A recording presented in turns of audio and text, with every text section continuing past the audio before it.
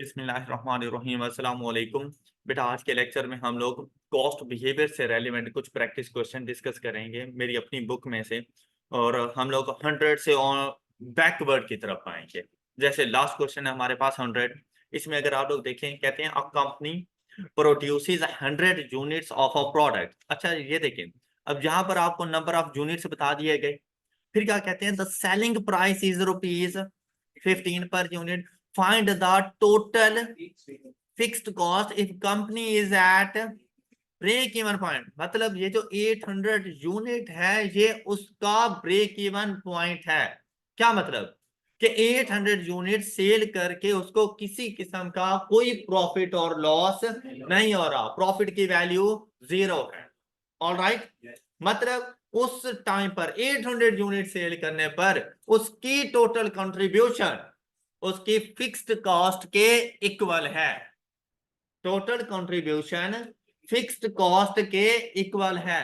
800 unit cell करने पर उसका टोटल रेवेन्यू उसकी टोटल कॉस्ट के इक्वल है। ऑलराइट, अच्छा देखिए मैंने क्या बातें आपसे कही। मैंने कहा कि ब्रेक इवन पॉइंट एक ऐसा पॉइंट जहां पर प्रॉफिट की वैल्यू, अगर आपको प्रॉफिट का पता है प्रॉफिट को 0 पुट कर दो। दूसरी बात मैंने आपसे क्या कही कि भाई प्रॉफिट को हम लोग कैलकुलेट किया करते थे टोटल रेवेन्यू माइनस, तो at break even point total revenue, जब प्रॉफिट 0 हो जाता है तो total revenue is equal to total cost. दूसरी बात मैंने आपसे ये कही कि 800 यूनिट्स पर ही उसका टोटल रेवेन्यू उसकी टोटल कॉस्ट के इक्वल है। फिर मैंने आपको प्रॉफिट के एक और इक्वेशन बताई थी कि total contribution minus fixed cost, ये प्रॉफिट की कैलकुलेशन होती है। लेकिन ब्रेक इवन पॉइंट पर प्रॉफिट 0 होने की वजह से टोटल कंट्रीब्यूशन इक्वल्स टू, ये ब्रेक इवन पॉइंट पर ये तीन सिचुएशंस होती हैं। Profit is equal to 0, total revenue is equal to total cost and total contribution is equal to fixed cost. Alright, अच्छा फिर आपसे क्या इंफॉर्मेशन दी, कहते हैं contribution to sales ratio is 0.2। अच्छा बेटा ये कोई मुश्किल चीज नहीं है। Contribution to sales ratio means C upon S ratio, और इसकी वैल्यू हमारे पास क्या है बेटा, यहां पर सी से मुराद कॉस्ट नहीं है, यहां सी से मुराद है कंट्रीब्यूशन। कंट्रीब्यूशन को अगर मैं सेलिंग प्राइस के साथ डिवाइड करूं तो आंसर आता है 0.2। इसे कहा जाता है कंट्रीब्यूशन टू सेल्स रेशो। अब यहां पर ना बेटा आपने थोड़ी सी बैकवर्ड कैलकुलेशन करनी थी। सेलिंग प्राइस आपको गिवन है, सेल प्राइस आपको गिवन है, तो यहां पर आकर आपने contribution divided by sale price is equal to 0.2, यहां से फाइंड कर लेनी थी कंट्रीब्यूशन। ये बात क्लियर हो गई है। कंट्रीब्यूशन का आंसर क्या है हमारे पास 3। अच्छा अब देखें मुझसे क्या पूछा गया, मैंने क्या बताना है उनको। तो फिक्स्ड कॉस्ट के लिए हमने क्या कहा, फिक्स्ड कॉस्ट किसके इक्वल है, और टोटल कंट्रीब्यूशन कैसे आएगी, contribution per unit multiplied by number of units. Alright, the answer is 24। Okay हो गई ये बात क्लियर है सब बच्चों को। गुड, शाबाश। अच्छा बेटा यहीं से ही आप लोग वेरिएबल कॉस्ट पर यूनिट भी फाइंड कर सकते हैं। अभी क्वेश्चन में कहीं नहीं गिवन, क्वेश्चन में फिक्स कॉस्ट भी नहीं गिवन थी, लेकिन आप लोग कैलकुलेट कर सकते हैं।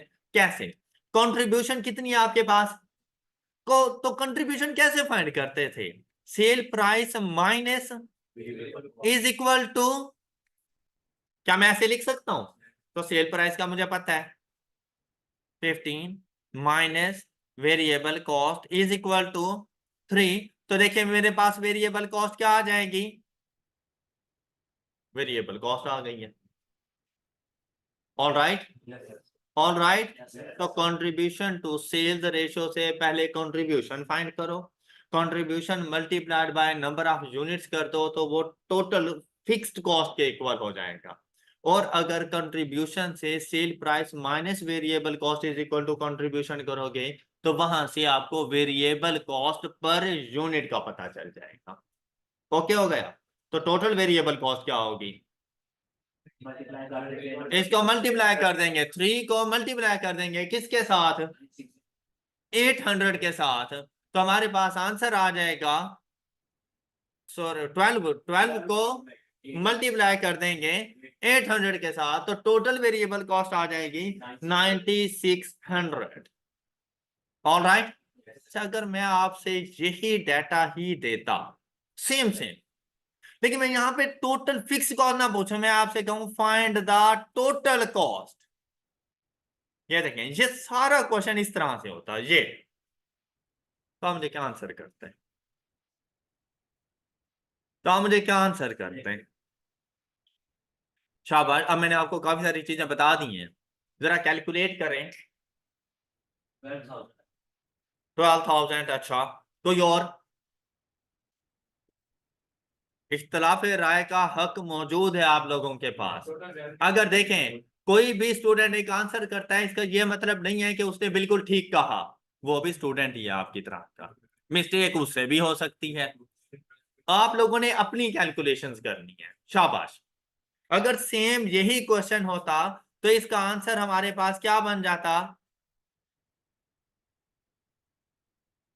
हाँ जी 1200, फिर से देखो 12,000 है, और ये ऑनलाइन स्टूडेंट बेटा ये 12,000 है मुदस्सिर जावेद। अच्छा कैसे फाइंड किया 12,000,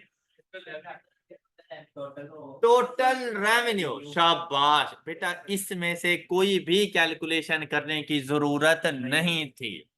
क्या अभी तो कहा कि ब्रेक इवन पॉइंट पर total revenue is equal to total cost, तो टोटल रेवेन्यू कैसे आएगा, 1500 multiplied by, sorry 15 multiplied by 800 is equal to 12,000। तो ये थी आप लोगों के पास टोटल कॉस्ट। हालांकि अब फिक्स्ड कॉस्ट जो आपने कैलकुलेट की थी अभी 2400, और वेरिएबल इस तरह से भी हो सकता था 12 into 800 variable cost per unit multiplied by number of units plus fixed cost, तब भी आपके पास 12,000 ही आना था। लेकिन आपको नहीं लगता कि लेंथी प्रोसीजर था, तो इसीलिए सिंपल सा आंसर था टोटल रेवेन्यू कैलकुलेट करो is equal to total cost. All right, next 99। I hope कि अब आपको ये अंडरस्टैंडिंग डेवलप हो चुकी है। अब आप लोग 99 बड़े इजीली कर सकते हैं, जरा ट्राई करें। शाबाश, ब्रेक इवन पॉइंट बताना है आप लोगों ने in units, break even point in units. शाबाश, जरा ट्राई करें। सेलिंग प्राइस गिवन है आपको 10 रुपीज की, फिक्स्ड कॉस्ट है 640, कंट्रीब्यूशन टू सेल्स रेशो है 0.4। जी जल्दी करें जरा। फिक्स्ड कॉस्ट गिवन है बेटा, सेल प्राइस गिवन है, contribution to sales ratio given है, मैंने क्या बताना है, मेरे के 1 पॉइंट। बेटा जब कंट्रीब्यूशन की बात हो गई है और फिक्स्ड कॉस्ट भी गिवन है, तो ऐसा नहीं लगता जैसे ब्रेक इवन पॉइंट फाइंड करने के लिए मुझे ये वाला फार्मूला अप्लाई करना चाहिए।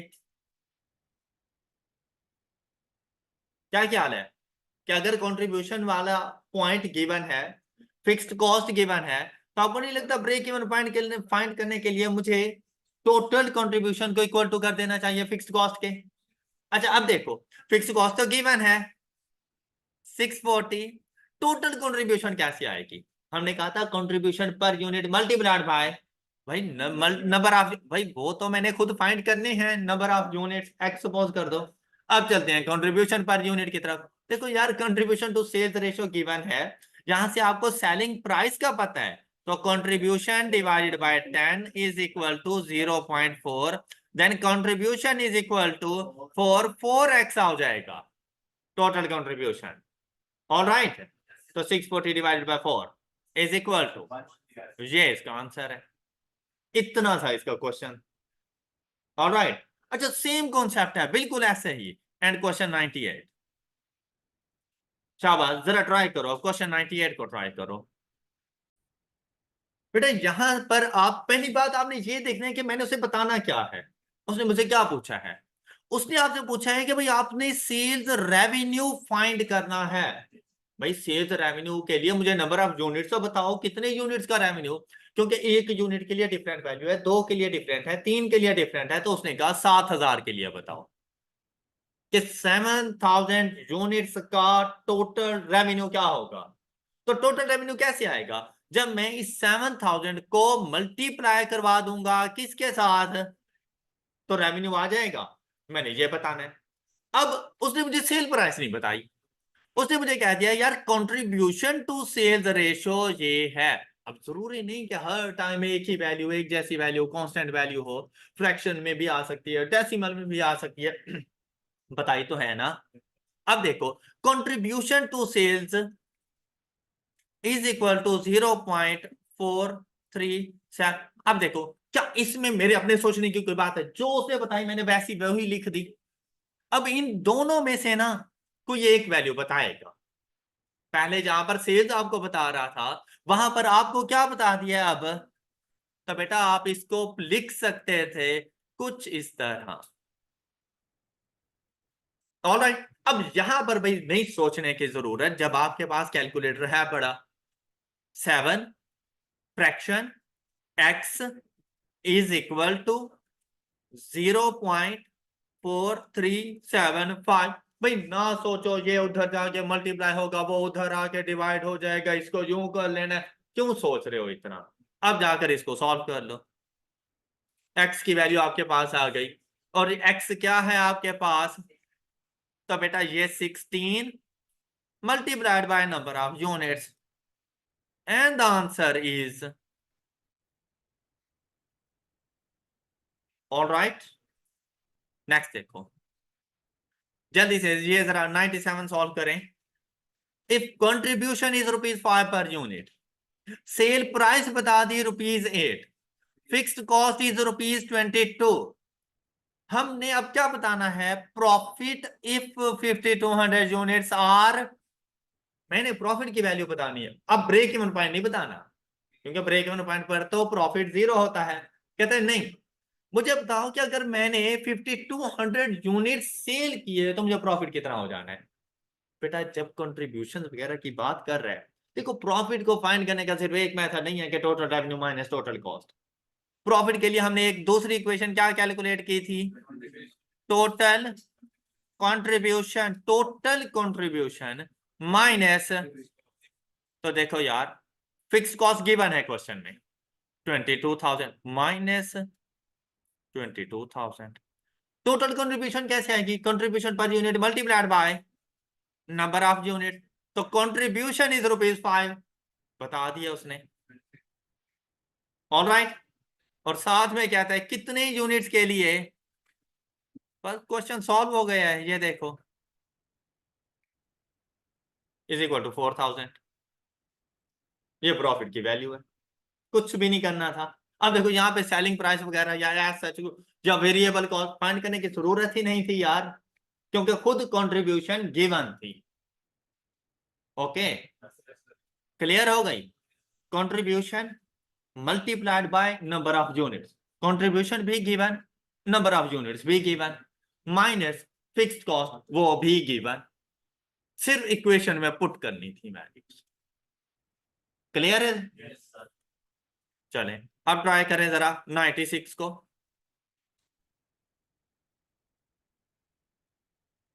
अच्छा इसका ताल्लुक क्वेश्चन नंबर, ये डाटा गिवन है। अच्छा इसके लिए फिर पहले हम लोग 94 कर लेते हैं, पहले ये क्वेश्चन पढ़ के हम लोग पहले 94 को सॉल्व कर लेते हैं। आपको 97 तो समझ आ गए ना सब बच्चों को जी। नेक्स्ट देखें, अब 94 देखें, तो ये देखें, ये 94 प्रीवियस लेक्चर में हम लोगों ने सॉल्व कर लिया था। देखो किस तरह से, 12,000 divided by contribution per unit कैसे आएगा, cell price minus variable cost per unit, लेकिन 3.5 होती है लेकिन ये एक्सेप्शनल केस है जिस पर 10 पैसा इंक्रीज करना है। तो वेरिएबल कॉस्ट आ जाएगी 3.6 and the answer is clear. और ये कल ही डिस्कस करके गए थे। अब हमने सेल प्राइस को 60 पैसा इंक्रीज करना है, तो इसका आंसर आ जाएगा हमारे पास 12,000 divided by 6.6 minus is equal to 4,000। अच्छा, ये वो क्वेश्चन है जहां पर मैंने आप लोगों को बताया था कि बेटा सेलिंग प्राइस और ब्रेक इवन पॉइंट के दरमियान डायरेक्ट रिलेशनशिप नहीं होता, नहीं होता, इनवर्स रिलेशनशिप है।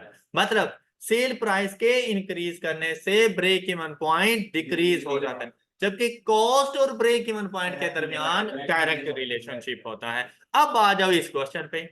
कहते 6,000 ब्रेड मैंने सेल की, what price per bread should be charge to guarantee. अच्छा, अब यहां पर देखो, यहां पर देखो बेटा, यहां पर वो मुझे बता रहा था कि मैं एक ब्रेड 6 रुपए में सेल करता हूं। तो देखो, जब 6 रुपए की करता था और वेरिएबल कॉस्ट 3.6 थी, तो हमारे पास ब्रेक इवन पॉइंट था 5,000। अब क्या कहता है कि मैंने सेल प्राइस को 60 पैसा इंक्रीज किया, तो ब्रेक इवन पॉइंट आ गया 4,000, मतलब लॉस अभी भी नहीं था। कहते हैं अब मुझे बताओ कि अगर मेरा ब्रेक इवन पॉइंट 6,000 हो, अगर मेरा ब्रेक इवन पॉइंट 6,000 हो, तो मैं एक ब्रेड कितने में सेल करूं। अच्छा, अब खुद सोचो, ब्रेक इवन पॉइंट पहले 5,000, अगर 6 रुपए में सेल करूं, ठीक है, 4,000 जब मैं 6.6 में करूं। अच्छा, अगर ब्रेक इवन पॉइंट इंक्रीज हो जाए तो सेल प्राइस 6 रुपए से कम आंसर आए, ऐसा ही है ना। तो अगर यहां पर देखो तो भाई आपके पास 6.3 तो आंसर हो नहीं सकता। अब हमने देखना है कि भाई कितने में सेल करनी है हम लोगों ने। तो इसके लिए इक्वेशन इक्वेशन डाटा के मुताबिक, तो बेटा ब्रेक इवन पॉइंट यहां पर फाइंड करने के लिए आपको नहीं लगता कि मुझे total cost is equal to total revenue कर देना चाहिए? क्यों? डाटा यही गिवन है, डाटा ही यही गिवन है ना, ऐसा नहीं है। अच्छा अच्छा, एक और चीज देखो, आपको नहीं लगता कि हम लोगों ने पढ़ा था कि break even point is equal to fixed cost divided by selling price minus variable cost? क्या मुझे यहां पर चले जाना चाहिए? अब देखो, ब्रेक इवन पॉइंट क्या है हमारे पास, is equal to fixed cost क्या है हमारे पास,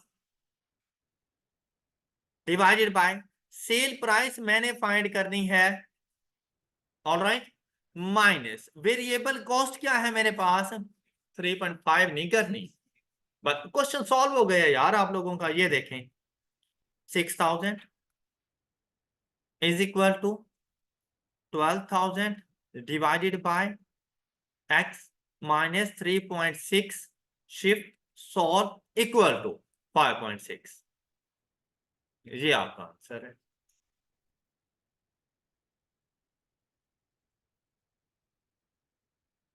बात समझ आ गई सब बच्चों को? अच्छा, यही काम आप इधर भी कर सकते थे।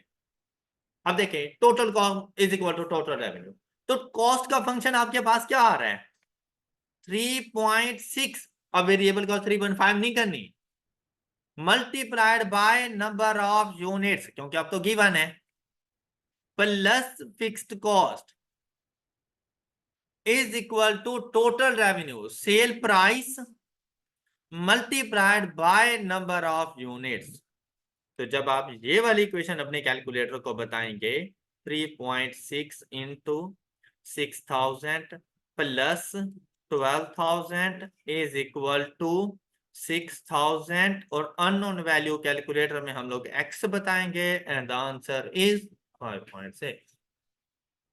ऑल राइट, आई होप के कॉस्ट से रेलिवेंट क्वेश्चंस की अंडरस्टैंडिंग अब और ज्यादा अच्छी आप लोगों के पास हो चुकी होगी, और इससे रेलिवेंट अब क्वेश्चन आप लोग सॉल्व कर सकते हैं।